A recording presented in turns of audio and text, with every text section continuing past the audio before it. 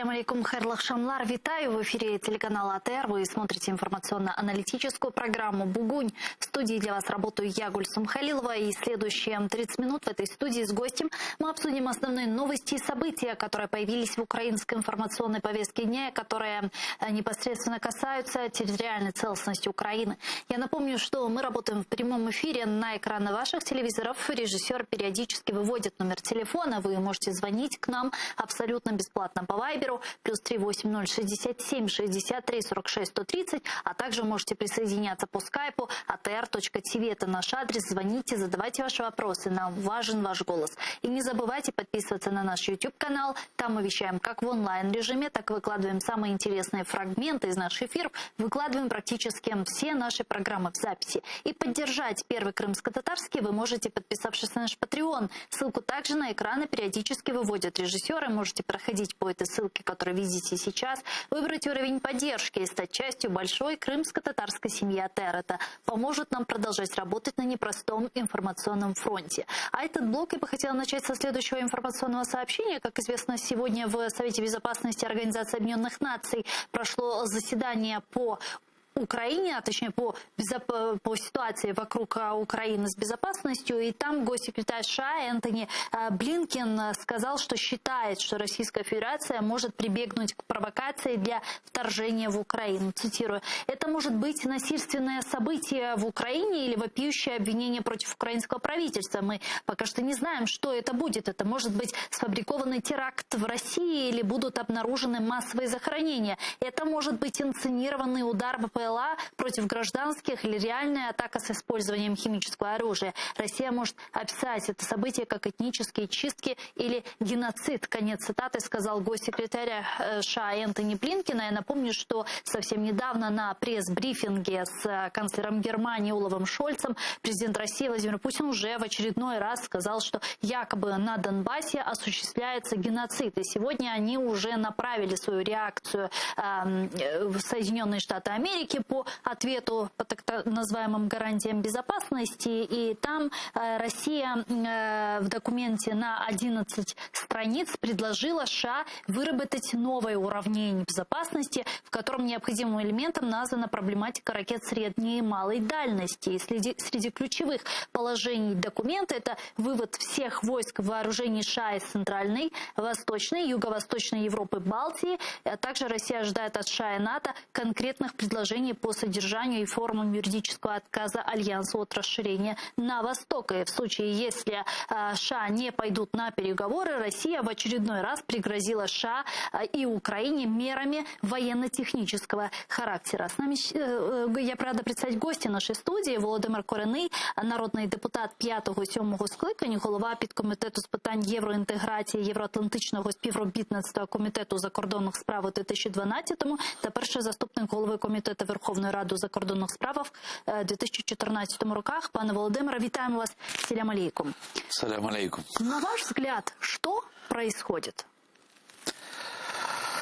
На самом деле ничего сверхнеобычного не происходит, потому что так или иначе агрессия России против Украины в различных формах, в различных стадиях осуществляется уже не первый год. И сейчас просто происходит обострение и эскалация, и россияне пытаются прибегнуть к самым радикальным, уже, как они пишут в ответе своем, военно-технического характера. На самом деле речь идет о открытой, прямой, лобовой агрессии. Если оккупация Крыма и территории частей Луганской и Донецкой области происходила в виде зеленых человечков, в виде гибридной какой-то формы оккупации, когда они посылали своих военных без опознавательных знаков и говорили, что там никого нет, ну и, в общем, это всем известно, как это все было, то сегодня режим Путина готов пойти в открытую и, понимая, что окно возможностей будет рано или поздно закрыта. И с каждым днем, с каждым месяцем перевооружение украинской армии, укрепление украинской обороноспособности, осмысление странами НАТО реальных интересов и аппетитов Кремля. Все тяжелее и тяжелее будет решить вопрос, ключевой вопрос для Путина, вопрос воссоздания в той или иной мере Советской империи.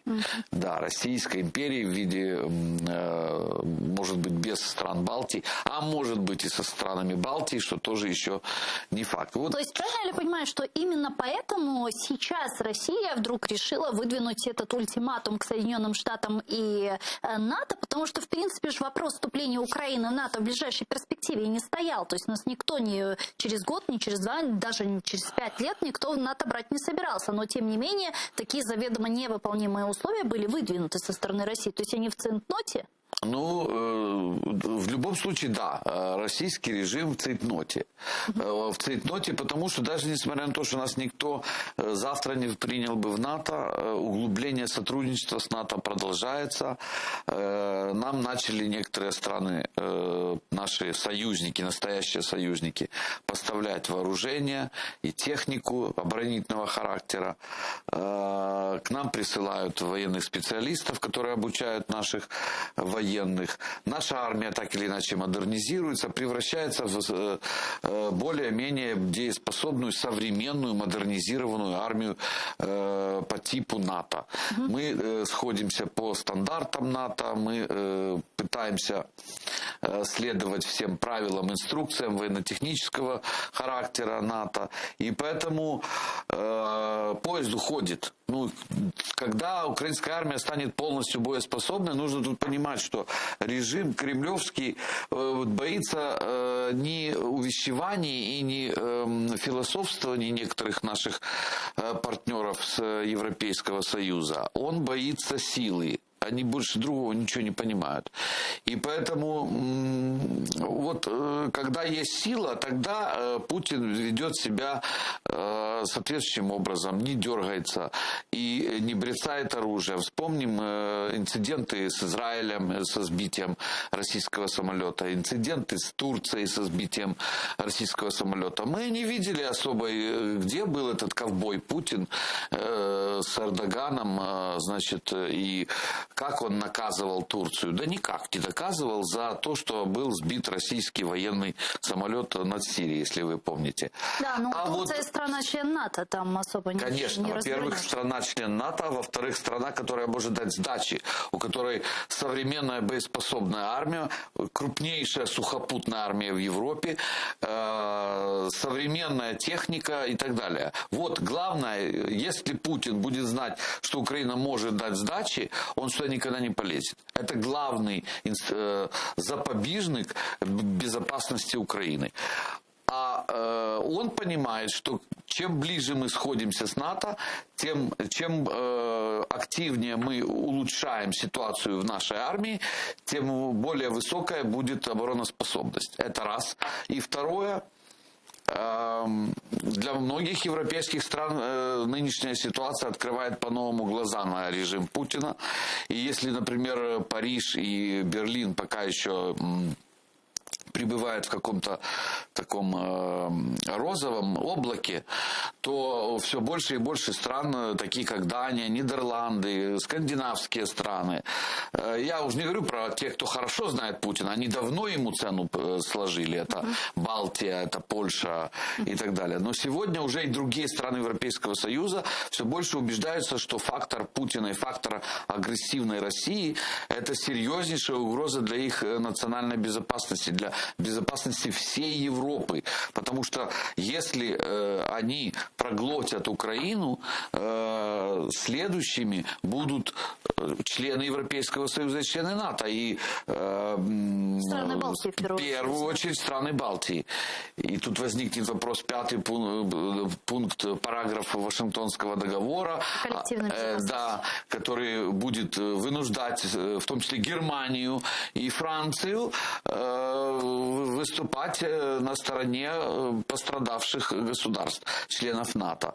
И большие вопросы на сегодняшний день это гипотетическая ситуация вызывает. А как вы думаете, насколько сейчас Путин далеко может зайти с этим ультиматумом и с этими так называемыми гарантиями безопасности? Во-первых, Путин уже понял, что вопрос не приема новых членов, а тем более абсурдные, совершенно какие-то безумные требования вернуть НАТО к границам 1997 года, это невероятное требование. Оно выдвинуто только лишь для того, чтобы потом поторговаться и от него отказаться.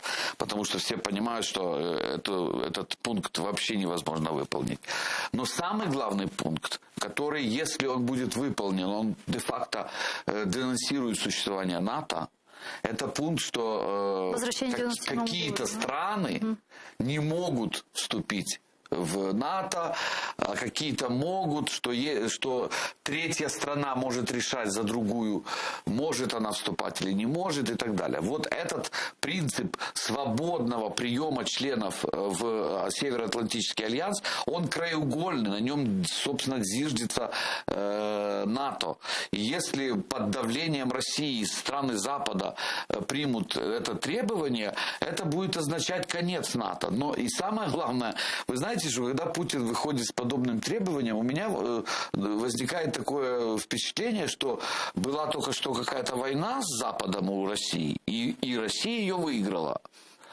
И вот она выиграла, и как требует репарации, требует какие-то бонусы. И вот давайте этих не принимайте, там отступайте, там то. На каком основании? Никакой войны Россия не выиграла. По своим экономическим показателям Россия третьестепенная страна. Да, регионального значения. Да, с ядерным оружием. Вот ключевая, собственно, опасность. Но в целом она не имеет права диктовать никаким третьим странам, неважно в Европе, в Азии, в Латинской Америке, кому куда вступать, какие организации вступать, какие не вступать. Ну и плюс, если уж говорят о гарантиях безопасности, то когда выдвигают какие-то требования к НАТО, к Соединенным Штатам Америки, значит, нужно что-то сделать в ответ, как минимум уйти с Грузии, с Приднестровья, с Молдовы и с Украины. Конечно, конечно. Но, естественно, этого россияне делать не будут, потому что на всем этом и держится их стратегия воссоздания Великой Российской империи. Ну, просто алогичные вообще, алогичные поступки сейчас. А я скажу, что, если честно, может быть, я скажу сейчас для кого-то неприятные вещи, но, если честно, виноваты в этом не только безумие кремлевских стратегов и аналитиков, которые подсказывают Путину дальнейшие шаги, но и наши некоторые европейские партнеры. Потому что политика умиротворения никогда не заканчивалась успешно и каким-то порядочным результатом. А кто у нас сейчас Чемберлен? Макрон, Шольц? Ну да, у нас да и, собственно говоря, и Ангела Меркель была Чемберленом, но ее сейчас сменил достаточно успешно Олаф Шольц, который с тем же рвением старается, знаете, успокоить, умиротворить крокодила, а он все ближе и ближе. И первым, кто может оказаться в желудке крокодила, это как раз те, кто его умиротворяют. Вот в чем дело. На самом деле подобное поведение вот некоторых столиц, оно и дает возможность Путину. Еще раз повторюсь, надо всегда помнить, Путин – это разбойник с большой дороги. Он понимает только язык силы. Он не понимает европейской антимонии вот этой всей. И поэтому когда он видит, что Макрон и Шольц заигрывают с ним, увещевают его и при этом дают пасы в его позиции, например, когда Шольц постоянно, методично повторяет один и тот же тезис, что на повестке дня не стоит вопрос приема Украины в НАТО, да. Отвечая на требования Путина, это показывает слабость немецкой позиции, это показывает страх Берлина перед Москвой. И то же самое делает и господин Макрон, когда он рассказывает истории про финляндизацию Украины, причем в очень противоречивой такой форме. А все это выливается в то, что Кремль видит, что есть слабая позиция Европы. Европа утратила волю к своим ценностям, волю к своим жестким принципам, к отстаиванию своей позиции. И Путин этим пользуется. Вот это... По большому счету, зачастую такая позиция, например, у меня вызывает просто какие-то сумасшедшие эмоции, отказ Германии, причем такой совершенно неаргументированный, от поставок Украине какого бы то ни было, в том числе оборонительного вооружения. То есть Германия поставляет оружие в африканские страны, где идет открытая война, внутренняя в том числе. Но Украине, своему партнеру, ассоциированному члену Европейского Союза, Германия вообще категорически отказывается. И до смешного, когда британские транспортные самолеты, которые перевозили нам минометы, когда они обходили территорию Германии, когда балтийские страны не получили разрешения на передачу Украине немецкого вооружения, которое у них оказалось, и которое они с удовольствием готовы были отдать Украине. Все это, конечно, оставляет огромное количество вопросов. И все вот эта вся позиция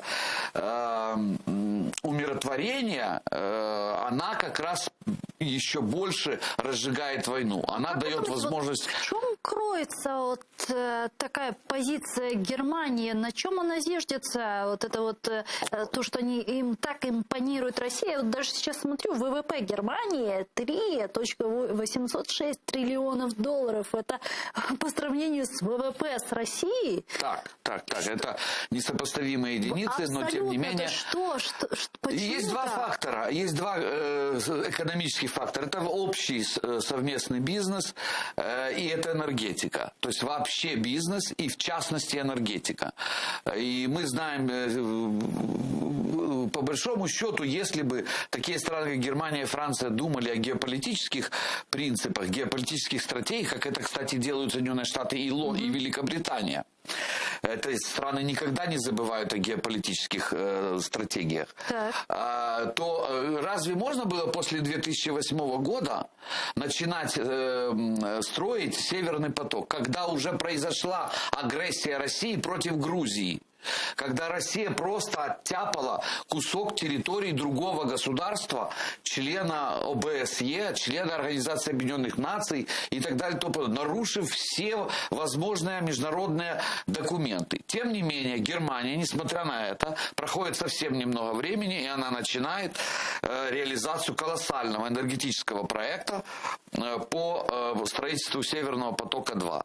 Вот это как раз уже тогда это был показатель того, что деньги выше, чем принципы, деньги выше, чем ценности. И вот к чему это привело сегодня. И я, кстати, до сих пор не услышал ни одного подтверждения немецких политиков по поводу того, что если начнется какая-либо из форм агрессии против Украины, Германия заблокирует Северный поток. Я слышу это от американских официальных лиц, а вот от официальных лиц Германии пока такого четкого заявления нигде не прозвучало. Германия нет. Там продолжают настаивать на том, что в эксплуатацию «Северный поток-2» должен быть введен летом этого года. Хотя в Соединенных Штатах Америки говорят, что в случае возможного российского вооруженного вторжения в Украину «Северный поток-2» на нем можно будет поставить крест. Но, тем не менее, сегодня мы видели обострение на востоке Украины. В 34 направлениях российские оккупационные силы били по украинским позициям, и не только по украинским ВСУ, а также по гражданским. Попали снарядом в детский дом сегодня. В результате 2 женщины получили контузию, и в этот момент дети находились в детском саду. Почему это не считается дальнейшей агрессией России, за что уже можно и нужно вводить санкции? Ну, это как раз прикрывается вот этим мифом о внутреннем конфликте, о каких-то загадочных силах Донбасса, которые, значит, вот противостоят украинской армии, и поэтому их там нет. В общем, известный принцип пока работает. И если его и не признают в открытую наши партнеры, то и не опровергают уж точно.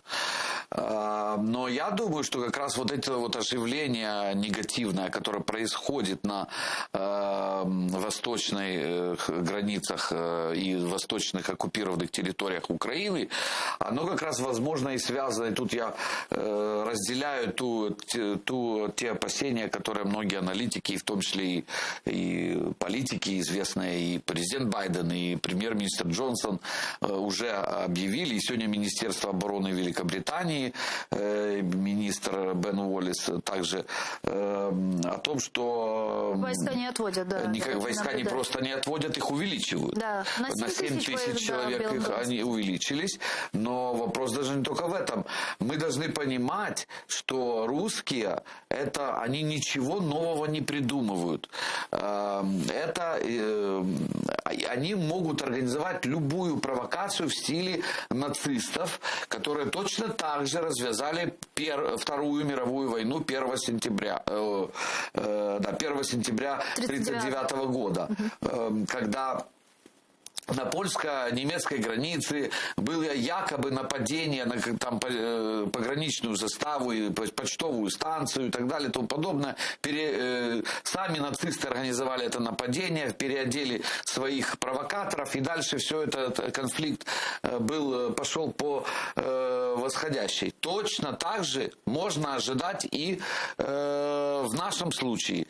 Кремль готов организовать любую провокацию. Такой Гляйвец на Востоке, да? Да. Объявить то, что мы там каких-то опять детей расстреливаем или там как-то их пьем их кровь, младенцев, либо что мы устроили какой-то геноцид. Действительно, там уже, я слышу, находят какие-то захоронения. Да. То есть все вот это может стать формальной, бредовой, геббельсовской, пропагандистской причиной для того, чтобы все-таки развязать эту военную авантюру Путина.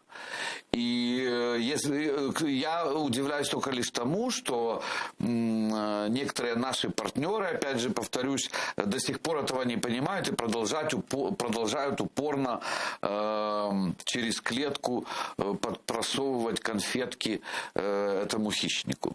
Ну, а вот сейчас что они говорят? Они говорят о том, что мы признаем там независимость так называемых ЛДНР. И даже Государственная Дума РФ приняла обращение к Путину. Как вы думаете, может ли Путин признать независимость этих так называемых республик? Какие это несет плюсы и минусы для Украины? Я думаю, что Путин не будет признавать в полной мере эти республики, и прежде всего потому, что он таким образом выйдет с Минска. Да, он де-факто денонсирует вообще Минские соглашения. И если у него нет, если он не решится на военную агрессию открытую против Украины, то идти на подобные шаги итоги и отказываться от Минска ему не с руки, потому что после этого нечем будет крыть уже. Во-первых, совершенно очевидной станет российская агрессивная политика в этом регионе. Она, собственно, и сейчас уже очевидна, но не для всех, как видим. И у России практически из рук выпадут последние аргументы в ее дискуссии по этой ситуации в регионе. Поэтому, скорее всего, это будет какая-то гибридная форма признания, полупризнания, с какими-то оговорками, связанными, опять же, с выполнением Минских соглашений. То есть это будет, еще раз повторюсь, это при условии, если Путин уже не принял окончательного решения начать военную операцию против Украины. По поводу возможного окончательного решения Путина. Некоторые описывают довольно позитивную картину, которая сегодня сложилась. Ведь что произошло? Путин выдвинул так называемые требования по гарантиям безопасности к США и к НАТО. Там сказали: окей, давайте поговорим. Собрались, встретились в Брюсселе, в Женеве, в Вене, дали щелчок по носу России, сказали, что ничего подобного, мы по ключевым принципам на компромиссы не пойдем, и двери НАТО для Украины открыты. Россия потребовала письменный ответ. Окей, Соединенные Штаты сказали: дадим вам письменный ответ. Дали письменный ответ. Россия сказала: мы согласуем с Китаем, потом дадим свою реакцию на ваш ответ. Поехал Путин, встретился с Си Цзиньпинем, приехал, дал письменный ответ. И что? И ничего. И Соединенные Штаты Америки и НАТО продолжают стоять на своем и говорить о том, что они ни на какие компромиссы не пойдут, и чтобы вооруженное вторжение России в Украину не состоялось, они сейчас, как мы видим, ведут очень серьезную информационную, можно сказать, кампанию или даже спецоперацию, чтобы предотвратить ее дальнейшую агрессию. И Путин оказывается в цугцванге. С одной стороны, если он будет осуществлять вторжение в Украину, это повлечет за собой просто огромные экономические потери и последствия для России. Если нет, то это король голый. И по Минску тоже маневрировать не может, потому что если Путин признает независимость ОРДЛО, то это выход из Минска и выстрел себе в ногу. То есть не кажется ли вам, что как раз Путин сейчас загнан в угол? Это было бы неплохо, если... Я слишком оптимистично.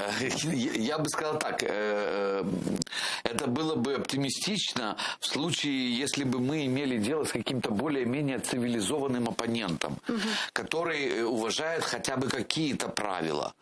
Но Путин, оппонент не цивилизованный, никаких правил не признает. И более того, он считает, и вся кремлевская команда считают, что это их сила, что они вообще играют без правил, что все старые правила устарели, и их нужно поменять. Путин, кстати, когда выходит на свои требования, он, в общем-то, намекает на то, что давайте новые правила установим вообще миропорядка, поделим там, вот это наша будет территория, потому что это бывший Советский Союз, и вы сюда не лезете, а вы там, а мы вам прощаем там какие-то другие территории. Мы, на самом деле, и это не ново. Это стратегии или модели такого колониального прошлого. То есть, когда 3-5 империй в мире делили территории и так далее. Вот Путин сейчас, в принципе, вышел на повестку дня с такой архаичным предложением колониального передела. Давайте закрепим границы наших владений. И включая туда совершенно независимые страны, которые ни сном, ни духом не знают, что их сейчас куда-то там включают или откуда-то там выключают.